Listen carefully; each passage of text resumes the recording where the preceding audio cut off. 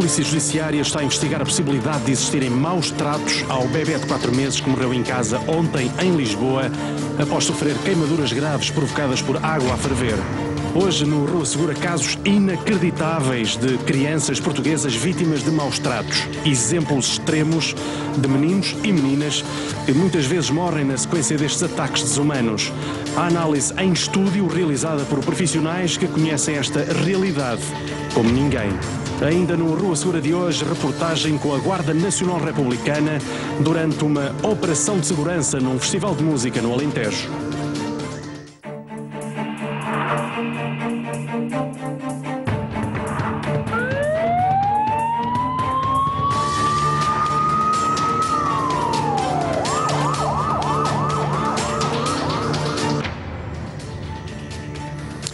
Olá, boa noite, seja bem-vindo ao Rua Segura. Hoje temos pela frente um programa de emoções fortes, pesado, mas com uma análise obrigatória. Vamos falar de maus tratos a crianças e partimos de 2 casos que aconteceram nas últimas 24 horas.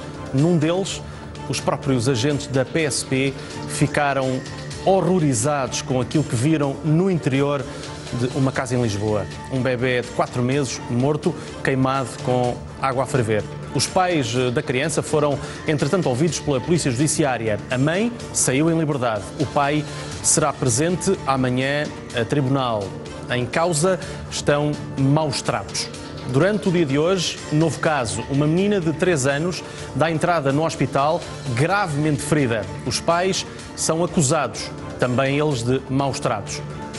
No caso do bebê morto em casa, imagens que estamos agora a ver no ecrã, este bebê foi encontrado já sem vida, queimado, e a CMTV seguiu a história quase desde o seu início.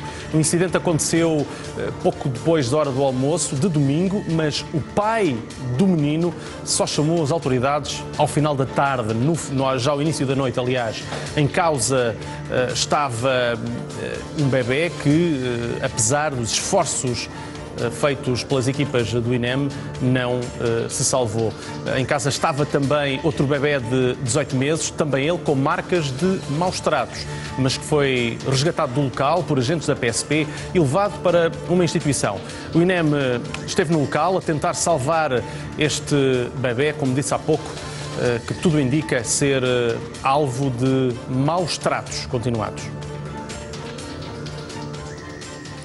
O pai deste bebê de 4 meses ficou detido na Polícia Judiciária por se suspeitar que esteja envolvido na morte da filha.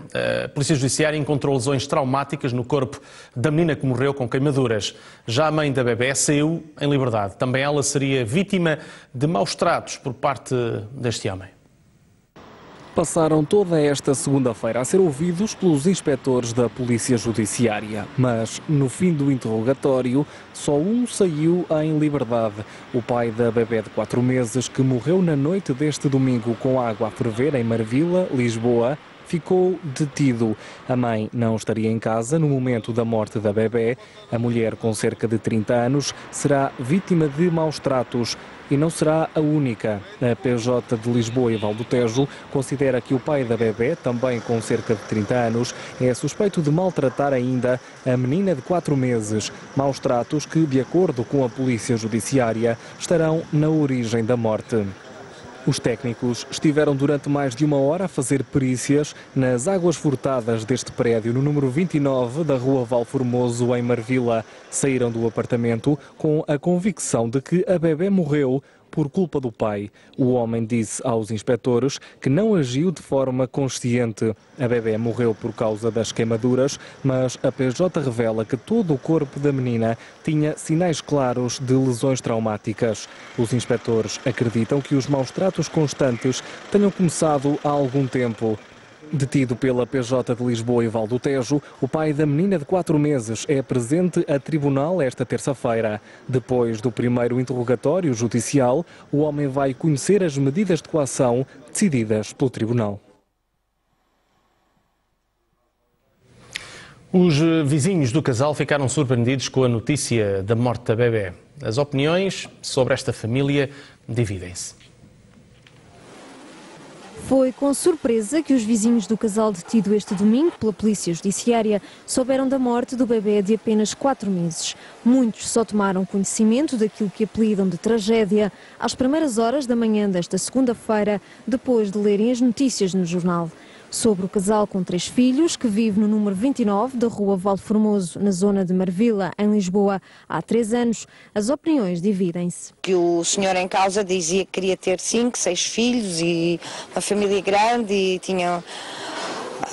Estava sempre a falar dos filhos, sempre a falar da mulher e que a família era tudo. E eram lindos, um encanto, o menino e a menina. E penso eu que seria um desastre qualquer em casa, que aconteceu sem quererem, porque eles eram amorosos, muito amorosos. Tanto pelo pai como pela mãe, muito amorosos, dedicados e pronto, eu penso que serem, bem, não penso, eram pessoas pobres. Eu ouvi uma criança chorar constantemente o dia inteiro, mas não fazia ideia de onde é que era a criança que chorava, não fazia a menor ideia. Agora já percebi que era a criança que eu ouvia. Uma das vizinhas, que não quis gravar o depoimento, disse à CMTV que o homem, pai da bebê, é alienado da realidade. No bairro de Marvila, poucos são os que querem dar a cara com medo de represálias. Como disse há pouco, os vizinhos ficaram chocados com esta situação, com este caso, e os responsáveis pela situação no terreno, falamos não só dos médicos e dos enfermeiros, mas também dos responsáveis da PSP, ficaram chocados, apesar da experiência e dos longos anos que têm a lidar com situações semelhantes. Saíram do prédio com a expressão que se vê na imagem.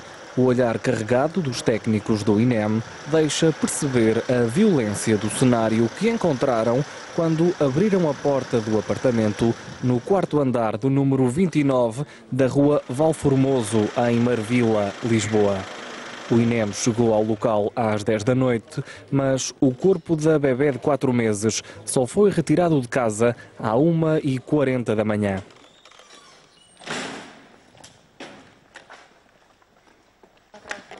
Antes, os técnicos da PJ fizeram perícias e recolheram indícios que possam ajudar a explicar o que aconteceu na noite deste domingo. Pouco antes das 10 horas da noite, o INEM recebeu o alerta. Uma bebé de 4 meses terá sofrido graves queimaduras em todo o corpo depois de ser atingida com água a ferver. Sem sucesso, a equipa de emergência tentou reanimar a menina, mas a bebé já estava em paragem cardiorrespiratória e o óbito foi confirmado ali mesmo, na casa onde morava com os pais. Pai e mãe, ambos com cerca de 30 anos, saíram algemados pela PSP perante o olhar dos vizinhos, que saíram à rua atraídos pelas luzes das ambulâncias e dos carros da polícia. Ficaram ambos detidos e foram ouvidos pela Polícia Judiciária durante toda esta segunda-feira por se suspeitar de maus tratos e comportamento negligente. O casal tem um segundo filho, com cerca de 18 meses. O bebé foi retirado do prédio por volta da meia-noite, saiu ao colo da graduada da PSP e foi deixado numa instituição onde passou a noite. Os vizinhos não se terão apercebido de nada e terá sido o pai da bebé a fazer a chamada para o 112. Bom, e este é um assunto, como disse no início deste Rua Segura, pesado, difícil, mas que nos vai agora aqui em estúdio desenvolver uma conversa para não só refletir, mas para nos ajudar a chegar aqui a alguma conclusão, porque este caso, à semelhança de outros, é difícil de engolir pelos seus contornos. Para nos ajudar nesta reflexão, temos hoje o Carlos Anjos, olá, Albino Gomes e Mauro Paulino. Boa noite. Temos aqui, enfim, a experiência de quem lida com a investigação criminal, um enfermeiro forense e um psicólogo forense. Portanto, temos aqui a equipa formada para tentarmos perceber, principalmente é para tentar perceber como é que alguém pode, tendo em conta os indícios que existem de maus tratos, pode fazer uma coisa destas. Mas para já começamos com os indícios. Portanto, há uma equipa médica que chega ao local, um enfermeiro e um médico, e terá que avaliar esta situação. O Albino, enfim, tem experiência neste tipo de situações e a mim isto choca-me profundamente e mexe comigo. Presumo que o Albino também, mas consegue, obviamente, gerir estas situações de forma diferente, até porque se assim não fosse, não conseguiria atuar. Sim, mas de qualquer maneira eu assumo que a pediatria mexe com todos. E quando estamos a falar então destes casos em que exista maus tratos, como a morte, a equipa não fica bem. A prioridade neste caso seria sempre a verificação se a criança estava viva ou não, é? Para se iniciar o processo de reanimação. Se neste caso a criança já estava morta, recai a segunda parte importante, que é a preservação, neste caso, dos vestígios e o relato das circunstâncias do evento. O exame físico desta bebé pode ser importantíssimo, e certamente foi importantíssimo, para fazer aqui uma análise entre se foi acidental ou se foi intencional. Como é que isto é visto ao fim e ao cabo? Por exemplo, as lesões padrões de queimadura. Porque tudo o que seja lesões intencionais são, por exemplo, simétricas. Existem zonas que, quanto maior for a temperatura da água, maior vai ser o grau e a dimensão e extensão da queimadura. É importante aqui, por exemplo, perceber se a criança estava vestida ou não estava vestida. Porque se vestida a intensidade da queimadura fica atenuada, a extensão fica maior, porque a roupa fica molhada e vai queimar uma zona maior. Por exemplo, nas questões das lesões que são puramente acidentais e que não há intenção de dolo, há zonas que estão queimadas e há zonas que não estão queimadas. Não existe simetria. Por exemplo, se esta criança foi colocada dentro de uma banheira, e com água a ferver, a zona das nádegas, as costas e a zona genital certamente estão queimadas. Pelo que eu percebo deste caso, poderá ter havido aqui dois mecanismos que podem ter levado à morte. Por um lado, se foram queimaduras extensas, perderam líquidos e morreu por aquilo que chama-se o choque hipovolémico, isto é um choque que é provocado pela ausência de líquidos circulantes porque se perdeu das queimaduras, ou por outro lado pode ter acontecido o choque térmico que advém da vasodilatação dos vasos, quer isto dizer que os vasos pelo calor ficam muito dilatados, como estamos a falar de uma criança de 4 meses que tem pouco sangue circulante, que fez um colapso cardíaco e que levou a paragem. E por isso a equipa aqui tem essa responsabilidade de descrever o cenário, descrever as lesões que aparecem na criança. Porque quando fazem a verificação do óbito, não é? Porque esta equipa médica faz a verificação do óbito que vai permitir o início do processo de investigação, o registro é importantíssimo daquilo que é visto. Em que posição é que a criança estava? Com quem é que estava presente no local? Quanto tempo? E aqui temos, pela história, um hiato que dá logo um sinal de alerta para os maus tratos, que é a diferença de tempo entre a lesão e o socorro. E isto é um padrão. O padrão de agressão começa por aí, no atraso da assistência médica entre o momento em que se deu a lesão e quando é que chega a equipa. Isto porque existe aquilo que nós chamamos as bandeiras vermelhas, e esta é uma delas, que é, existe aqui uma diferença importante que é preciso ter em consideração. Eu não vou estar a especular e dizer que foi o pai ou foi a mãe. O que aqui aconteceu é que há uma lesão e a equipa de emergência médica é ativada umas horas depois. Porquê? Isto é importantíssimo ser descrito. Depois, a temperatura da água é importantíssimo, porque, por exemplo, 60 graus, basta 2 segundos para provocar um escaldão em contacto com água. Bastam 4 segundos para fazer lesões de 2º para 3º grau e bastam 10 segundos para fazer lesões de 3º grau. Por isso, se esta avaliação desta criança encontramos, por exemplo, um padrão de lesões de 3º grau profundo, onde já há destruição não só de pele, mas de músculo e muitas vezes até chega aos ossos, permite-nos dizer de que a imersão daquela criança certamente à temperatura X foi de X segundos. Ok? E isto é importantíssimo ser registado, porque dá aqui para as equipas de investigação informações importantíssimas. E esta equipa do INEM, certamente, por mais preparado que estejam, cenários destes nunca ninguém está preparado. E talvez aqui até pela distância de tempo em que foi o que aconteceu e o que foi ativado, não sabemos se o cenário não foi alterado. Não sabemos. Se não se modificou tudo, se não se trocou a roupa ao bebê, se não se trocou a água, se não se mudou a posição em que o bebê foi encontrado. Se existia água. É importantíssimo tudo isto, porque esta descrição do local de quem chega primeiro, não é? Pode levar a uma ideia para a linha de investigação criminal. E todos estes apontamentos devem ser retirados.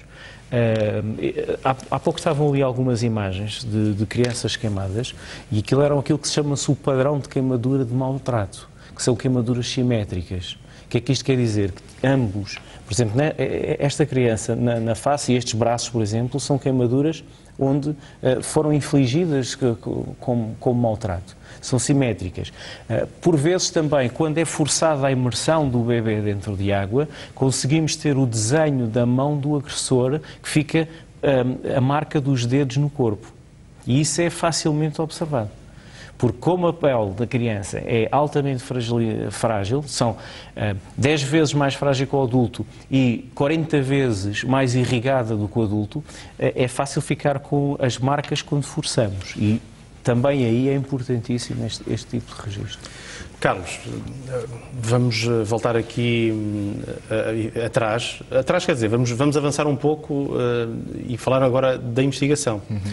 Há o trabalho no terreno feito inicialmente a quem responde a este tipo de situações, responsabilidades territoriais, ao GNR, ao PSP, depois há a atuação de elementos ligados ao socorro, mas depois chega a investigação criminal e que aqui os elementos têm um papel importantíssimo para definir aquilo que depois vai ser apresentado em tribunal. Sim. Aliás, eu penso que este caso, até porque o sítio onde ocorreu é próximo da PJ, acho que a PJ até chegou ligeiramente antes, ou simultaneamente, com o INEM. E este caso, desde o início, o INEM limitou-se a constatar, ou seja, o óbito. Não houve ali nada de reanimação, porque não havia nada para fazer. Aliás, o primeiro indício é que o cadáver não é levantado e fica no local em condição de haver reanimação. Teria possivelmente tentado tudo e levado para o hospital. Ficou lá porque não havia nada a fazer. Provavelmente demorou mais tempo a inspeção do INEM, exatamente aquilo que o Albino disse, mas desde logo à chamada há um primeiro sinal que o Albino já referiu e que aí demonstra claramente que estamos perante um quadro, antes mesmo de entrar em casa, a partir do momento em que se sabe que a tragédia terá ocorrido. E aí não se sabe se a tragédia era provocada ou teria ocorrido tarde, e chama-se com 5 ou 6 horas de frente, em que provavelmente esta criança pode ter morrido, inclusive de falta de assistência médica. Sim. Ou seja, por omissão de auxílio. Porque esta criança, no seguimento de uma tragédia, que poderia ser por negligência, por uma questão qualquer, se quisermos acreditar um pouco ainda num aspecto natalício, no Pai Natal, se o pai tivesse, e falamos do pai porque a mãe não estava em casa, se o pai tivesse acionado os meios de socorro, imediatamente a história poderia ter sido outra. Com este quadro, é lógico que toda a gente que vai para o cenário da ocorrência vai preparado para o pior e para aquilo que aconteceu. Havendo hoje já aquilo que se sabe, os resultados da autópsia, muito provavelmente nós não nos lembramos de uma situação destas em que num crime que ocorreu no domingo e à segunda-feira ao final da noite existe já o resultado da autópsia. E portanto, isto significa claramente que todo aquele cenário e depois as informações que a investigação for recolhendo, e aqui sim, para além disto que se passa dentro de casa, e é tudo aquilo que o Albino disse, é importantíssimo para a fixação da prova. Mas depois existem outras coisas que são importantes. Aquela família funcionava bem ou era disfuncional? E parece que não funcionava muito bem. Ou, por outro lado, funcionaria bem na rua e mal em casa.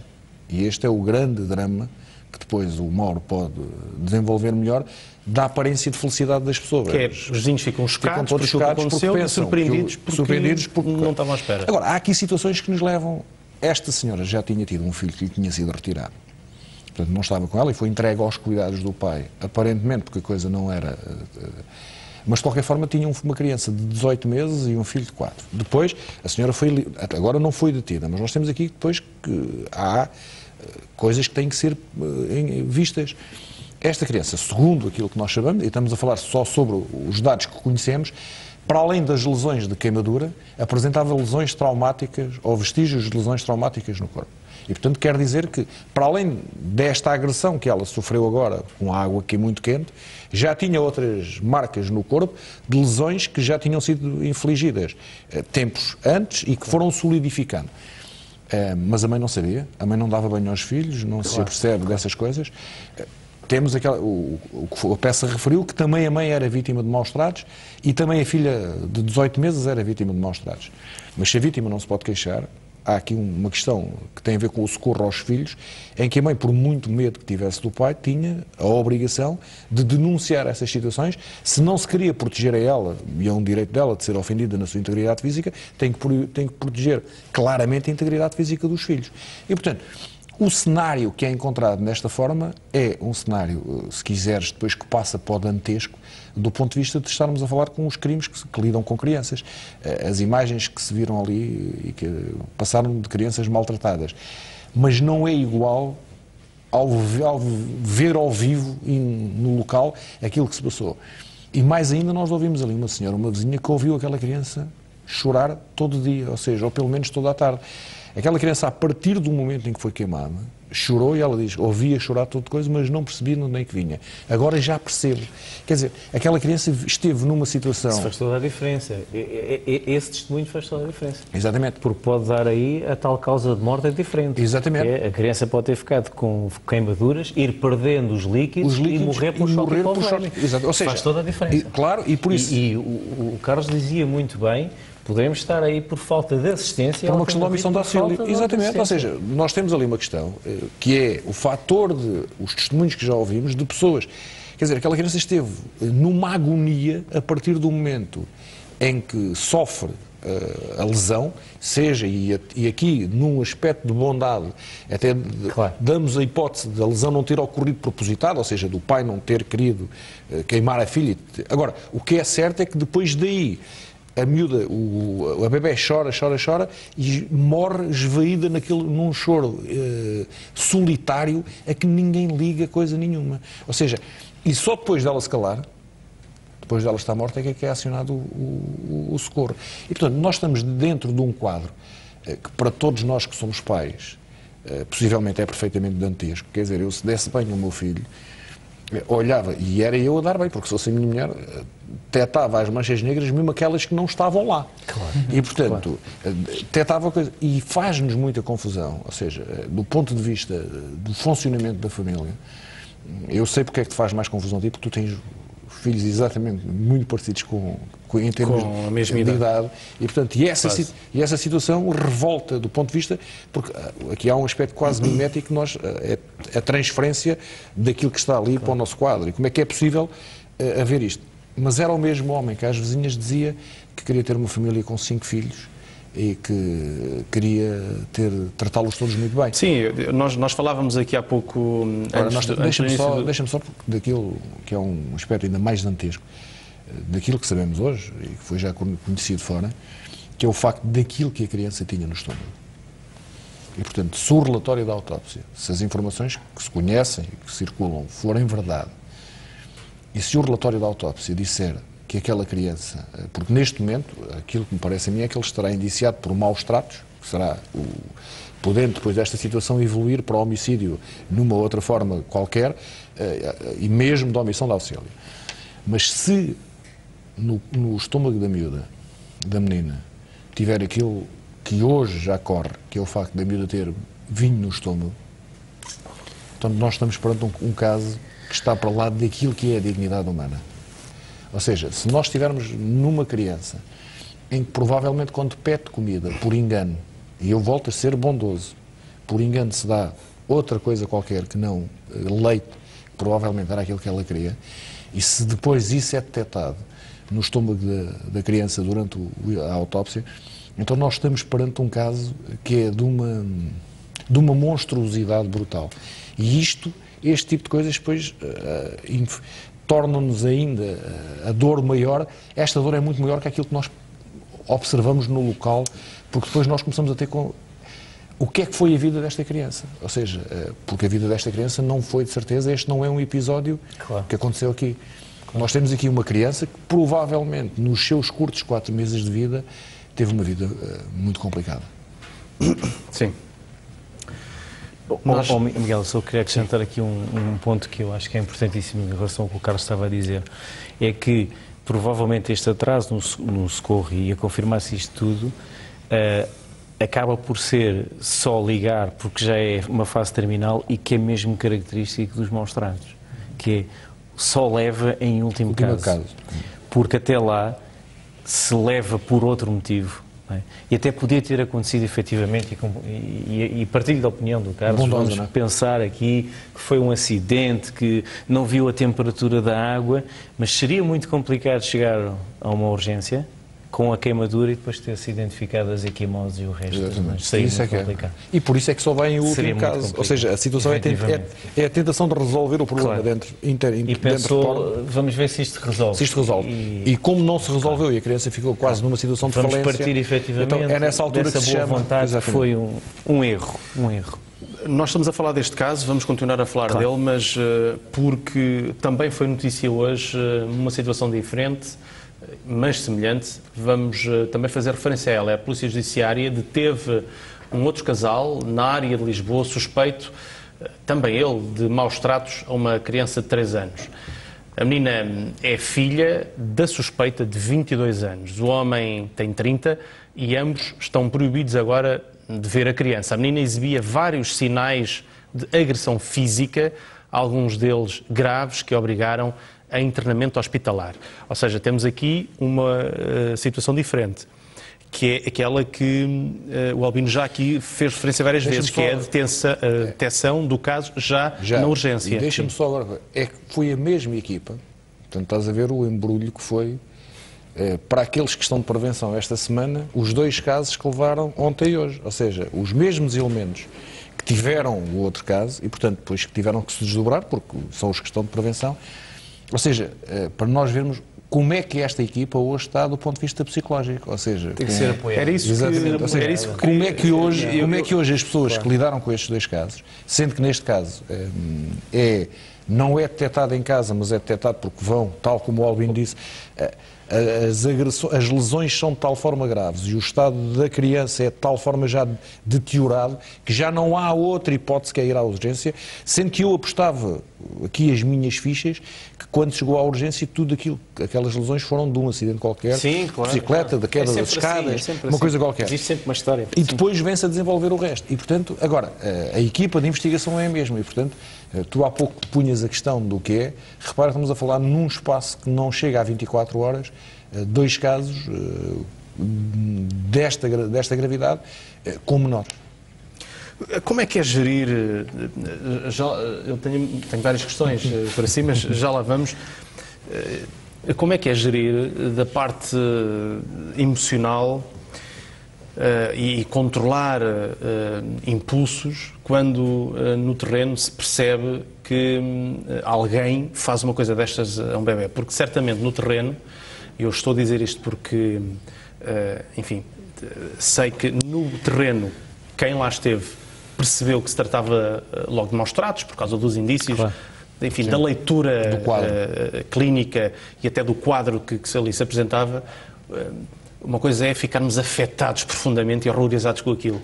Outra coisa é como é que controlamos isto em relação a um potencial agressor que ainda por cima estava ali em casa. É difícil, mas isso é com treino. Não quer dizer que as emoções não estejam lá, estão. Agora, no caso da equipa da Polícia Judiciária, e é difícil a injeção de capital novo, de elementos novos nestas equipas, porque é uma questão de dominar impulsos básicos. O impulso básico é dar cabo do homem, ou seja, é parti-lo todo. Portanto, o impulso básico é esse. É demonstrar a fúria daquilo que acabamos de ver, a revolta, as pessoas revoltam-se, naquele que é aparentemente o responsável pelos factos. Mas isto não pode ocorrer, porque a perca se tu perderes o domínio emocional da situação, perdes a fixação da prova, perdes os indícios, perdes o caso e aquele indivíduo mais tarde não vai ser responsabilizado em tribunal. E, portanto, aquilo que tem que se fazer, e o Mauro aí irá mais longe daquilo que eu vou dizer, é, naquele momento, aquilo não é um cadáver, é uma coisa. Isto é duro de dizer, mas é assim. Nós não estamos ali para... Tem que ser um distanciamento para... Sendo que depois a pancada vem depois. Ou seja, depois do senhor estar ouvido, depois das provas estarem todas fixadas, depois da coisa estar, há aí sim a descarga desta gente. E, portanto, agora naquele momento não, porque naquele momento qualquer reação fora do normal, para já destróis o quadro que vais encontrar, ele próprio já destruído, porque, como alguém disse, as 6 horas que mediaram, as 5 horas, pode. Depois, porque pões em causa toda a recolha, o exame ao local do crime não é bem feito porque fazem-se um sem número de disparates, e, portanto, há que ter um autodomínio da situação, que é um autodomínio que vai para lá, e isto é impossível se tu conheceres a vítima. Sim. Aquilo que faz a diferença neste tipo de investigação é o fator de a equipa de investigação conhecer ou não a vítima. Se tu não conheceres a vítima, tu tens capacidades para veres que aquilo que está ali é apenas uma coisa, é como se fosse um boneco, portanto, é para retirares de tudo aquilo, é um pouco como o médico que não consegue operar o filho dele, porque os outros é...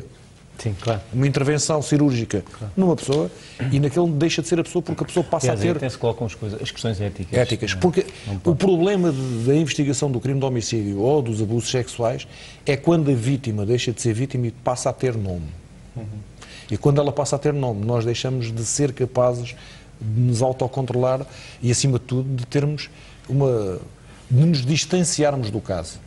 De termos um olhar, mas penso que o Mauro... Só um complemento para seguirmos esta linha de raciocínio. Daí a importância dos elos da cadeia estarem todos muito bem ligados e funcionarem de uma forma bem entrosada, porque se um inspetor que faça uma investigação criminal séria, idónea, e depois o tribunal não vai fazer que essa competência toda se reflita na pena, fica também um amargo de boca para quem faz a investigação. Por isso aí a importância de tudo estar encaixado.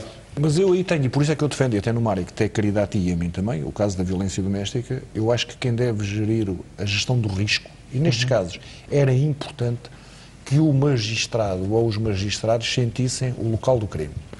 Porque há algo que não passa para o papel. Que não passa para o papel. E há o cheiro do local, aquilo que nós chamamos o cheiro da morte, o cheiro do local, este choque emocional que nós estamos a falar, que as equipas que vão ao local têm, nós não o conseguimos passar para o papel e depois quem analisa o caso a frio não vai ter a mesma leitura. Aquilo que nós vimos os elementos da PSP a saírem de casa com o semblante carregado e os elementos do INEM, os magistrados, se não forem ao local, não têm essa capacidade. E, portanto, nós, quando não vamos ao local, temos um distanciamento. Nós hoje aqui, os 4, por muito revoltados que estejamos todos, temos todos um distanciamento muito maior do que aquelas pessoas que viveram esta situação. Sim. E, portanto, era importante que essas pessoas vissem, porque como é na violência, quer dizer, quando a vítima chega lá um mês depois com 2 arranhões, ninguém vai dizer que aqueles 2 arranhões foi a carga de porrada valente que ela levou. E isso é a diferença entre ele ser condenado ou não ser condenado, ou ser condenado a uma pena de prisão, por exemplo, efetiva ou não efetiva. Esse distanciamento, e por isso é que eu digo que quem faz a gestão do risco tem que conhecer a vítima no dia mais infeliz da vida dela. Foi o dia em que as coisas ocorreram. Exatamente. Quem é esta pessoa? E vamos aqui analisar este caso mediante estes indícios, estes factos que já conseguimos apurar. Que tudo indica que temos uma bebé de 4 meses, vítima de maus tratos e que acaba por morrer na sequência de este incidente ligado a queimaduras graves e falta de assistência. Quem é esta pessoa que está por trás desta situação, que não dá ajuda, que pode estar ligada a maus tratos? Sim. É assim que eu pergunto. Aqui uma introdução que é importante fazermos. A psicologia, quando explica, não está a justificar aquilo que acontece, está apenas a fazer um esforço compreensivo para com aquele fenómeno que está a acontecer. Posto isto, aquilo que a investigação nos mostra e que a realidade nos vai mostrando é que existem alguns fatores de risco, como já fomos falando, que são comuns nestas situações. Não há um perfil único, homogéneo, mas existem características que são comuns. E, neste sentido, temos pais muito autocentrados, isto é, nas necessidades deles, quase ao ponto de negar que aquela criança precisava de ajuda, por uma série de crenças que ele cria para atenuar qualquer necessidade ou incómodo para pedir ajuda, e então há uma série de crenças que estão centradas nas suas necessidades. São pais com pouco poder de abstração, de imaginar o que é que podem fazer e de antecipar o futuro, porque também as capacidades intelectuais são limitadas nestas situações, e que têm um pouco raciocínio prático do dia-a-dia. E depois aqui a importância de sublinhar, e isto até tendo em conta aquilo que ouvimos de testemunhos, é que uma coisa é o que se diz e outra coisa é o que se faz. E aquilo que há preocupação em passar nem sempre corresponde depois àquilo que acontece dentro destas 4 paredes ou dentro desta casa. Este homem, por exemplo... Este homem é um homem... O grande drama destes crimes, é que este homem é um homem igual a nós. As vizinhas dizem isso. E se tu vires... O primeiro marido desta mulher era um agente da autoridade. E, portanto, ou seja, que não tem nada a ver com isto, mas são famílias e pessoas iguais a nós. E, portanto, este é o grande problema da investigação deste tipo de crimes, o grande desafio que se põe é a capacidade, se é que existe, de prevenção destes casos, de sabermos, de conhecer estas pessoas. Porque... eu costumo dizer, aliás, muita gente diz que todos nós somos capazes de matar, levados ao limite. Agora, a questão é onde é que se põe o nosso limite. E estas pessoas ou têm um limite muito em baixo. Agora, a grande questão é que nós vimos estes casos acontecer, não acontecem nas denominadas bairros de barracas, nas classes mais desfavorecidas, não. São transversais. Os maus tratos a crianças, como a violência doméstica, como todo o tipo de crimes, são crimes que são transversais a toda a sociedade. Todas as classes sociais têm. E o drama desta questão é que, por muito que isso nos custe, este homem, no seu dia-a-dia, era um homem exatamente igual a qualquer um de nós os 4. Era isto que diziam os vizinhos. E por isso é que ele não foi detectado, e por isso é que os vizinhos ficaram chocados. Porque há aqueles casos, nós já sabíamos, aquilo era uma coisa. Não, aqui não se sabia. E, portanto, o porquê que isto acontece? É difícil, quer dizer, é daquelas coisas que acontece. Eu continuo a dizer que nós, como sociedade, vivemos um tempo, sociedade portuguesa, vivemos um tempo muito perigoso. Vivemos um tempo em que todos os crimes estão a baixar. Tu não te lembras de um assalto à mão armada nos últimos dias. Não te lembras de um assalto a uma bomba de gasolina nos últimos tempos. Não te lembras de um carjacking nos últimos tempos. Ou então sabemos quando é que foi o último, há 15 dias. E nós todos os dias relatamos crimes em que crimes ocorridos no seio da família. Ou seja, os crimes que nós estamos aqui a relatar ocorrem em que há uma proximidade brutal entre a vítima e o agressor. E, portanto, este é o grande desafio que se coloca a uma sociedade onde o espaço de proteção das nossas crianças, porque, em alguns casos, tirando a violência doméstica às mulheres, mas também aí as crianças, porque temos um grupo de vítimas que ninguém conta, que são os filhos das vítimas de violência doméstica, as nossas crianças Carlos, têm é uma curioso estás a dizer isso, até nós estamos agora a passar um alerta a CM que daqui a pouco vamos especificar mais, vamos entrar em direto com a equipa de reportagem que está no local, e é mais um caso gravíssimo de violência doméstica. Um homem, por aquilo que percebemos, carrega a mulher com álcool e depois lhe pega fogo. A todo momento vamos entrar em direto para tu teres uma noção para do que se contar passa, esta história. Mesmo nesses casos, que é uma contabilidade que ninguém faz. Nós, ano passado, tivemos 40 mulheres que foram assassinadas, temos 40 mulheres mortas, 40 agressores detidos, não são 40 porque 15 mataram-se, portanto, suicidaram-se a seguir ao homicídio, mas arriscamos a ter 100 órfãos, de pai e mãe. 100 crianças que viram naquele momento a mãe ser morta e o pai ser detido ou morto também. E, portanto, toda a família dela foi destruturada. E esta falta de capacidade que a nossa sociedade tem de responder a um problema, que é um problema eminentemente familiar, e onde a família começa a ser um local muito complicado para se habitar. Ou seja, hoje é dramático, porque são os crimes que estão a galgar na nossa a violência sobre idosos, a violência sobre crianças, seja sexual, seja física, e mesmo a violência, que é um facto, e que o Albino de certeza que não nos mente, que é a violência, os maus tratos sobre idosos da mesma forma que são sobre crianças. Sim. E a família... E que são pouco denunciados. Ou quase. Miguel, o Carlos sublinhou aqui uma... Posso dizer duas coisas? A família é, sem dúvida, um dos lugares mais perigosos das sociedades modernas. E olhando aqui para esta situação, acho que há aqui um elemento-chave que merece ser analisado, que é aquela criança de 18 meses. Caso essa criança ande num jardim de infância ou no infantário, poderá ser possível reunir outros elementos de informação importantes para a investigação criminal e para traçar o perfil também destes... Sim, acima de tudo para traçar o perfil, porque se tudo aquilo que se conhecer, que aquilo que já falámos aqui for sustentado e for verdade, a questão da omissão de auxílio, a questão das queimaduras e da forma como foi, se a questão da autópsia refletir aquilo, se de facto a vítima tiver no seu estômago, a criancinha, o bebê, aquilo que aparentemente terá, podemos deixá-lo aqui para dentro de água, mas não lhe deixamos cair o biberão na boca, uma coisa daquelas. E, portanto, esse campo... Agora, o grande drama é... Eu percebo a pergunta do Miguel, a questão do Miguel. O grande drama é como é que estes casos não são detectados, pá? Como é que estas pessoas que têm quase esta psicopatia, quer dizer, isto é quase A grande questão é essa, é quem são estas pessoas? Miguel, vamos lá ver, é como o Carlos dizia, alguém completamente normal? Não tem uma psicopatologia. Eu até conto aqui um caso simples. Há um síndrome que chama-se o shaken baby, o bebê sacudido, que durante muito tempo se dizia que estava associado às classes inferiores que viviam na barraca e porque as crianças passavam fome e eles agitavam as crianças. A realidade é outra.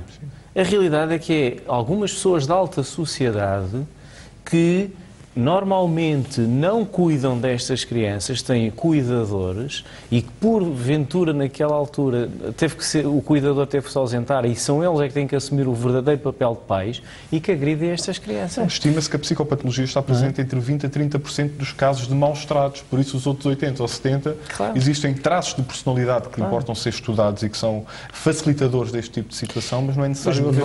Nós vamos continuar a falar sobre este assunto, até porque é difícil esgotar um tema como este, mas vamos fazer um direto. Vamos agora desenvolver um outro assunto, mas que está indiretamente ligado ao que hoje estamos aqui a conversar. Esta manhã, um homem regou a mulher com um líquido inflamável em Braga. O homem encontra-se em fuga e, para avaliar esta situação, está no local o jornalista Igor Gonçalves, que nos dará certamente mais pormenores. Igor, boa noite.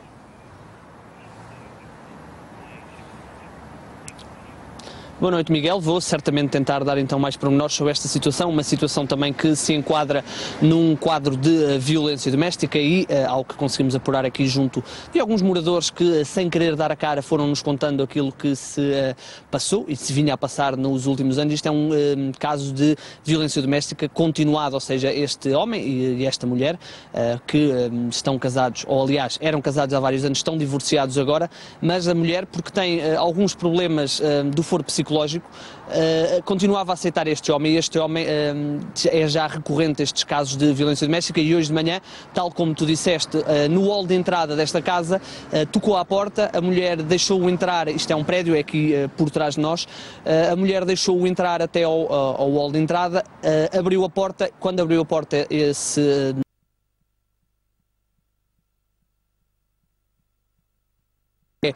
confirmada essa informação, atirou-lhe então com esse líquido inflamável e atirou-lhe depois com um fósforo, ateando-o então em fogo a senhora, uma mulher com cerca de 50 anos, que ficou com queimaduras muito graves, corre risco de vida, foi levada de emergência para o Hospital da Perlada, no Porto, é aí que ela está a ser tratada. A filha desse casal, uma jovem com cerca de 21 anos, tentou ajudar a mãe, também sofreu queimaduras no braço. O senhor, o homem que se chama Raul, é apenas o nome que conseguimos apurar aqui, é que ele se chama Raul, dorme aqui algumas vezes, mas não habita cá todos os dias, desceu as escadas como se nada se tratasse, cumprimentou as pessoas que estavam num café aqui mesmo em frente e seguiu como se nada se tratasse. Está então fugido, tal como tu disseste, Miguel. A Polícia Judiciária está a tentar descobrir o paradeiro desse suspeito. Isto é um crime, como eu te estava a dizer, de crime de violência doméstica continuada, porque já na passada quinta-feira a PSP foi obrigada a vir aqui a este local depois de essa vítima ter então dado entrada aqui no Hospital de Braga, onde parece que ela é funcionária. Ela deu entrada no Hospital de Braga com ferimentos na cabeça. A PSP veio aqui tentar apurar o que é que se tinha passado. Ela terá dito que não foi nada de mais. A PSP teve então que voltar à sua vida e alguns dias depois aconteceu então esta situação, uma situação que poderá resultar na morte dessa vítima. Como disseste no início, ela foi regada à porta de casa. A Polícia Judiciária está à procura do suspeito. Igor Gonçalves a acompanhar este caso que já está nas mãos da Polícia Judiciária, um caso que na sua gênese é violência doméstica com contornos muito violentos. Para já, posso já adiantar também que o fugitivo de Carrazedo de Anciães entregou-se às autoridades. Vamos daqui a pouco entrar em direto com a Tânia Laranjo para saber mais pormenores sobre o caso. Para já vamos continuar aqui em estúdio, até porque, enfim, estes casos estão interligados. Eu vou pedir aqui um esforço de memória para arrastar para a conversa pelo menos um caso que se lembre, porque esta situação é chocante. Este caso, devo dizer, pelo menos para mim, quando me comecei a perceber dos factos e dos contornos disto, tive que respirar fundo e tentar separar aqui, como dizia há pouco em conversa, o pai do jornalista. Mas eu presumo que tenha histórias semelhantes. Sim. Isto para as pessoas lá em casa perceberem que, infelizmente, isto não são casos isolados. Não. E um dos casos que mais me marcou, e eu muitos anos de emergência médica, foi um caso de um recém-nascido de 2 meses de idade e que nós somos chamados para, como este caso, uma paragem cardiorrespiratória.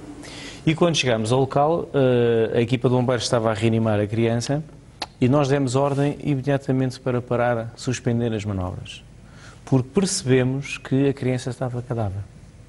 E começou logo aqui um primeiro dilema, que o bombeiro que estava a reanimar era pai de uma criança da mesma idade. E ele não estava a compreender o porquê de estar a parar. Mas nós percebemos porquê.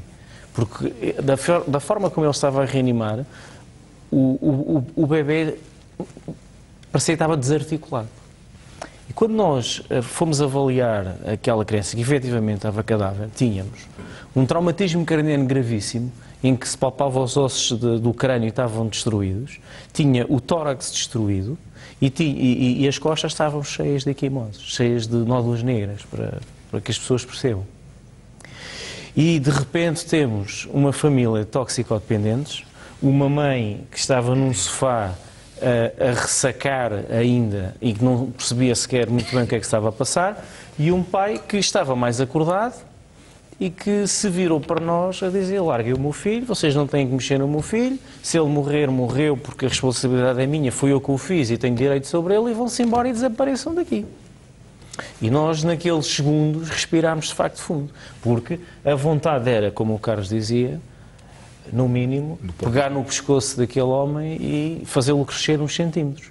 Mas houve ali um flash. Não, acabou aqui, não vamos ceder a este tipo de ameaças, vamos fazer o nosso trabalho para que a investigação criminal possa apurar o que se passou.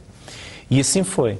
E nós protegemos aquele corpo, ficámos inclusive à espera na altura que a Judiciária fosse ao local, passámos a pasta e depois viemos a saber que aquele caso era um caso de criança que passava fome, que estava a chorar, pais toxicodependentes, então naquele dia o senhor pegou na criança e tirou-o contra a parede. A Judiciária inclusive conseguiu ver o desenho da criança projetada na parede. E depois a defesa, que é isto que nos deixa, e que o Mauro também dizia, depois o que é que acontece quando não há consequências.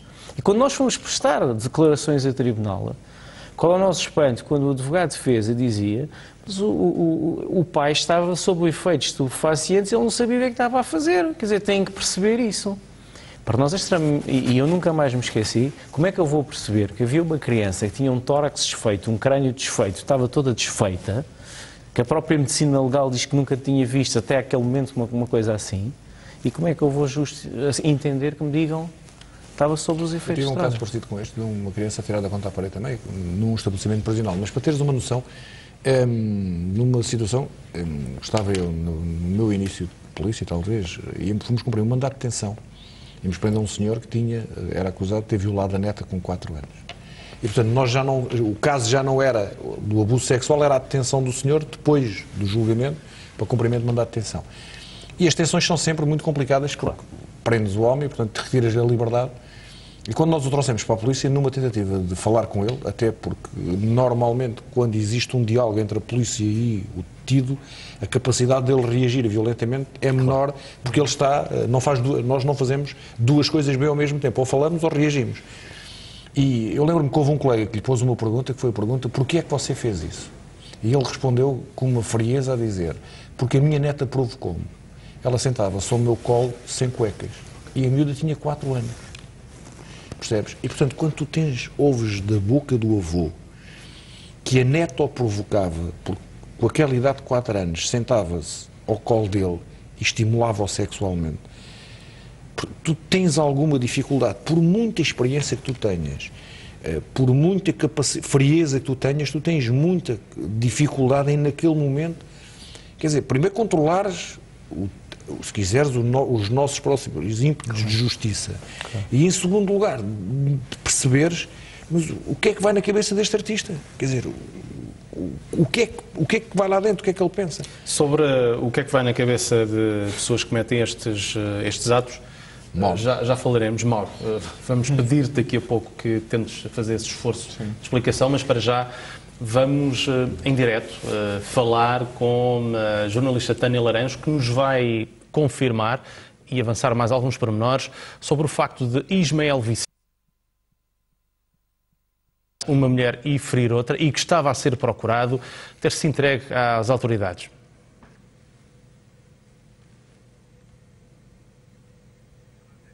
É a Tânia Laranjo, que presumo que não me esteja a ouvir.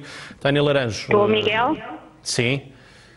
Tânia, sim, queria que confirmasse então pormenores sobre o desfecho desta fase da investigação. A polícia estava à procura deste suspeito de matar uma mulher e ferir com gravidade outra.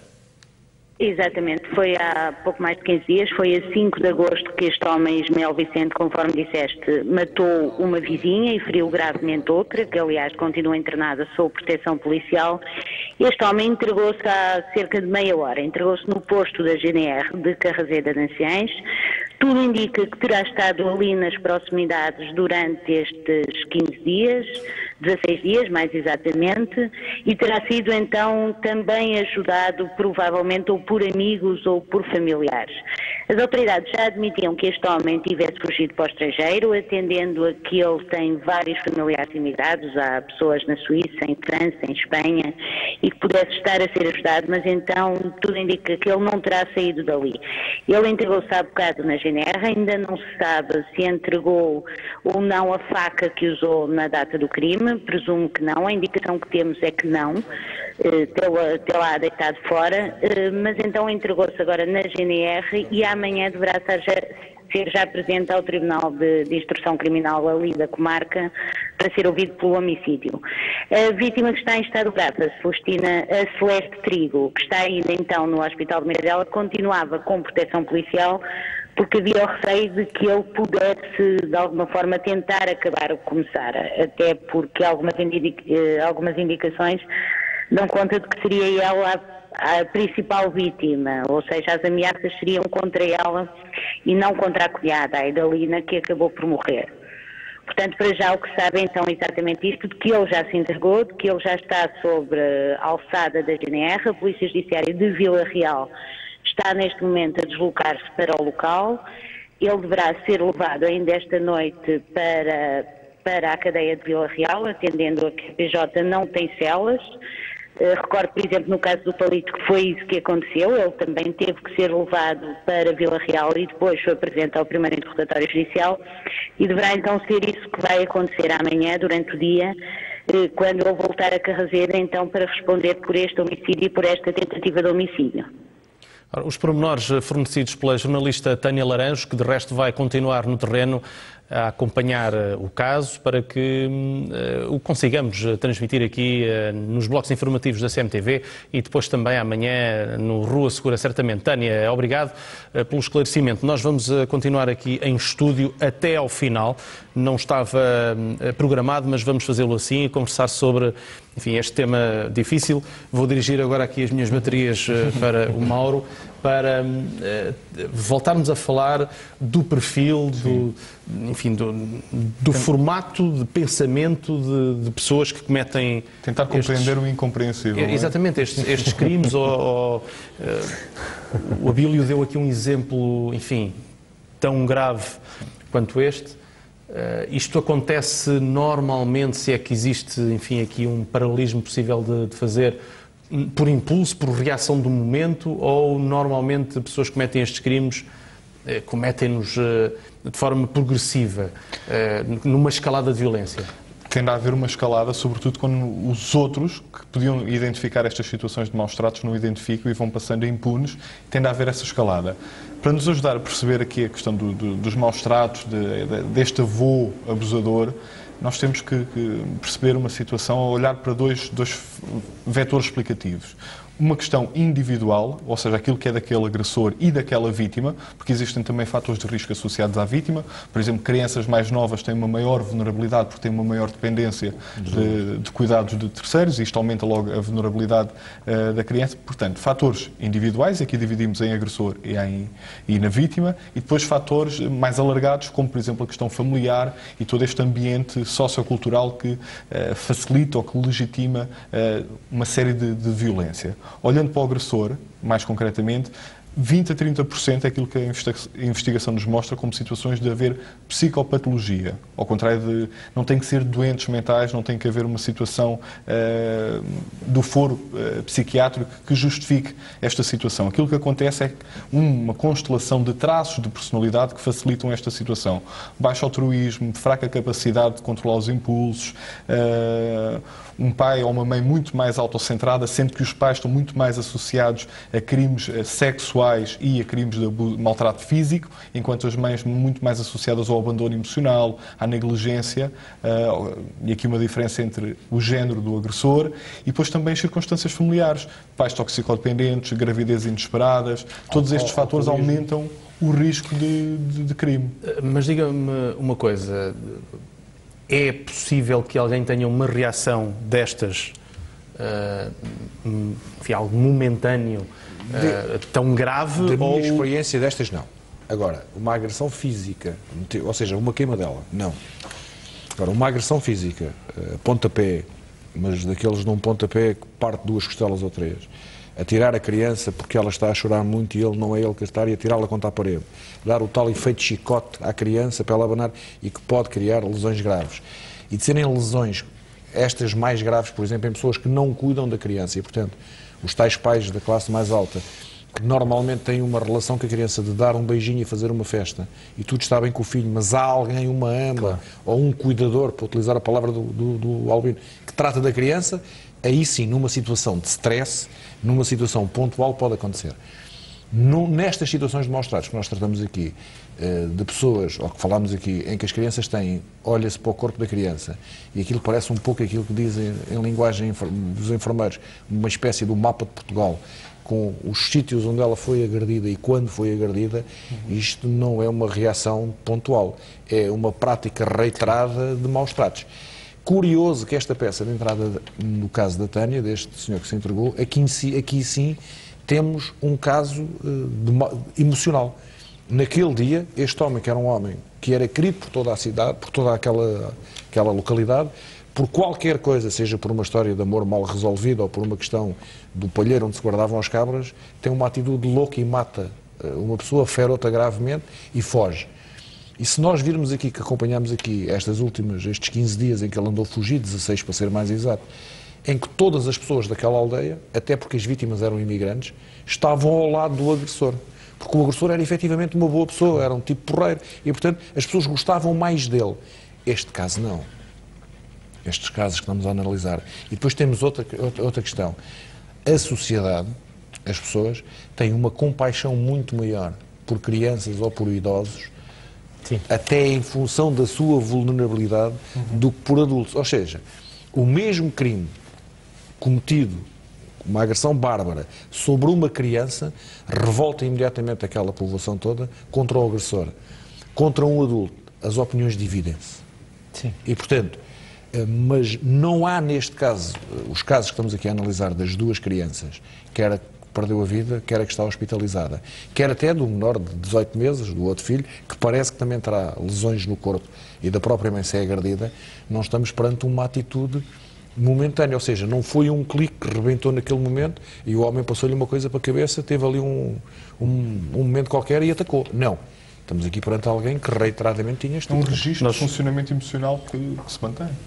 Nós vamos continuar a acompanhar este e outros casos aqui no Rua Segura e também nos blocos informativos da CMTV. Muito obrigado a todos, Carlos, Albino, Mauro, pela vossa presença hoje e pela ajuda que deram aqui nesta